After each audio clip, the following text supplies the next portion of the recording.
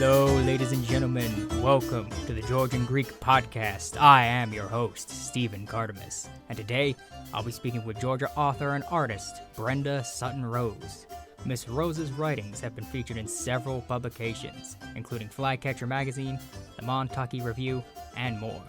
She's a successful novelist, having published her first novel, Dogwood Blues, in 2015, and has been nominated for multiple literary awards, including a Georgia Author of the Year award. Miss Rose, thank you for speaking with me today. Thank you for having me. I'm excited. I'm glad, and I am too. What is the inspiration behind your work? Oh, my goodness. You know, that comes on any given day. I will tell you this. I get in moods, and I like to say I'm sort of a moody writer. So I'm also a moody artist. I can go to sleep at night. I dream in vivid colors. Now, of course, I don't always dream, but when I do, sometimes I wake up and there's these just scenes and colors, and it's not as if I go to the canvas and paint exactly what I saw, but there's a mood that comes with it. And I love the way some of the colors come to life, and I try to recreate it on my canvas. Sometimes I'm successful, and sometimes I'm not. But, and there are other things that inspire me, but I would say that is the biggest thing, because sometimes my husband will say, if I haven't been painting in a few days, you haven't been dreaming? So... I see. And I've noticed that in a lot of your work, there's a theme, a motif of this Southern heritage, Southern culture embedded within a lot of it. What makes the South special to you? Well, I grew up here, and my dad farming, so of course I grew up in the fields. And the agricultural aspect of this area, the Wiregrass area, interests me, and I love it. I moved away for, I don't know how many years, maybe 20 years. And when I came back, I saw it all through different eyes. I saw the beauty of this place and just fell in love with it all over again. It intrigued me, and I also found myself digging into the history of this land.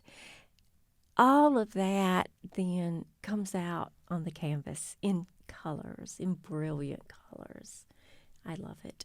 Yes, I love this place. And that love, I think, is more evident in one place than anywhere else, which is the Southern Series, your GMA exhibit.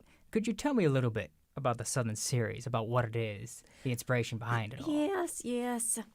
Well, a few years ago, I started painting the South.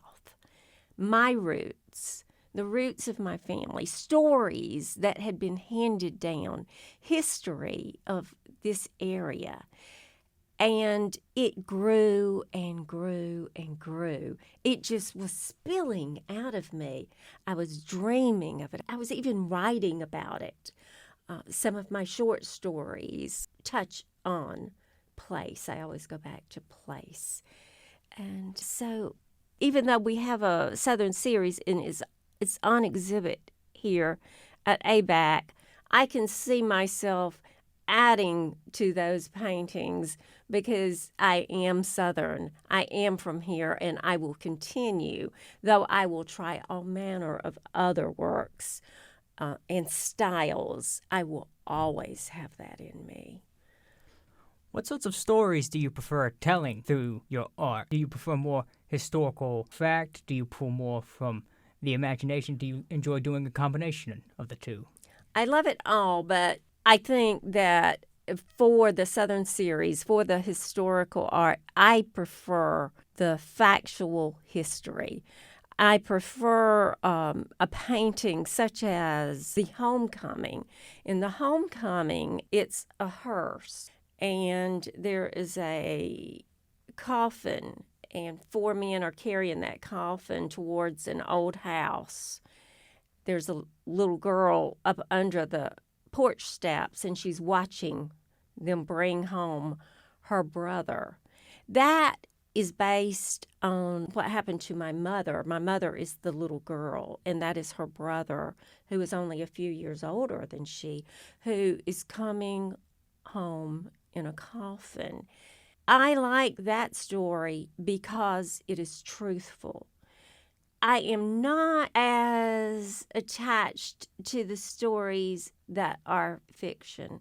If I'm pulling something deeply from the South and from our history and from our memories and from the storytelling that is so wonderful down here, I do prefer the truth. And I learned that through this series where, as an artist, I'm always learning, but I learned that through this series. As I went through, I realized that the ones that I loved were actually historical. What is it about preserving these stories of the South that's important to you? What makes these stories significant in your mind? Stories like the Wooden Mill Pond baptism and things of that nature, things that tie back not just to Southern culture as an idea, but also to local culture as well, to Tifton culture. Yes. Well, without those stories, we lose our place, our own place in history. We don't feel as attached to our landscape, to the longleaf pine that has been slaughtered, and we're now trying to bring it back. But when I was young, even then, I saw a great deal of longleaf pine. Now, I didn't see the major forests like we did around the end of the 1800s. At that point, they were starting to be slaughtered. But now, I look back and I realize what we're losing. And without the stories, you're losing a part of yourself, a part of your ancestors, and a part of what makes you who you are. I really, really believe that with all my heart because I've seen it happen in me. And as I learn more, I appreciate more. How has the reception been to the stories you're telling, to the exhibit so far? Oh, I've been so surprised. So many people have commented on, they said it takes them back to their own childhood.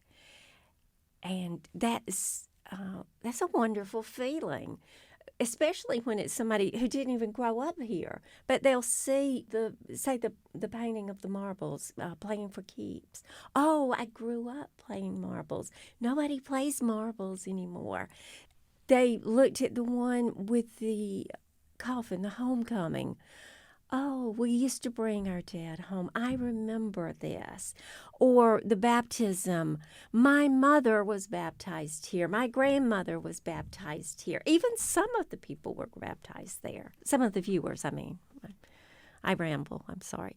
No, absolutely not. These are great stories. Do you think that these stories have become even more important today because of how disconnected a lot of the youth, the modern generation are from these distant times and from really kind of rural life in general? Because even to my generation, rural life today means something completely different than what it meant only a decade, 2 decades ago. Now we live in the digital age. This is our world. Yes. I see that. I see it even in my own children. They're not, they grew up different than me. You see, I grew up with my feet in that soil. And now, instead of going outside and playing and seeing the fireflies, and I'm not saying all children, obviously, that's not the way it is, but a great deal of our population are inside playing games. They're on their computer, they're on social media. But when I was young, it was you go outside and play, and we played until late at night, until we were called in. And we were barefoot. And there is a connection with all of that. When you come back and your memories are based on electronics, and my memories are based on the landscape, Yeah, there's a difference. And the stories could easily be lost. Easily. Coming back to the Southern series itself, we've talked about a lot of the inspiration behind your art and why you do it. How did it originally begin, life, the Southern series? What was the impetus, the starting point, the catalyst for it all? Well, it really started when my brother passed away suddenly, and I wanted to capture the essence of him, which was he was riding a horse. And then I found myself painting other scenes that reminded me of him, and it just grew, and it grew from that into something totally different. It wasn't based on him any longer. It became based on the South and the landscape that I loved and that he loved and that my family loved. How has the experience been working alongside members of the GMA like Polly Huff and members of our class working to promote the exhibit? How has that experience been for you so far? You know, it has not only been fun because I've met so many different personalities and people who really seem to want to promote my series. But I will go back quickly to Polly. Polly is a perfectionist, and she will promote me. She will promote any event that is out there until she about drops, you know.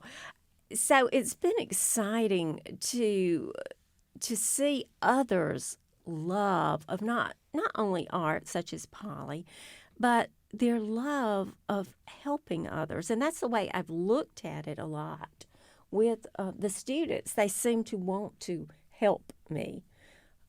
But yeah, I've enjoyed it. I'd do it again and again if I could.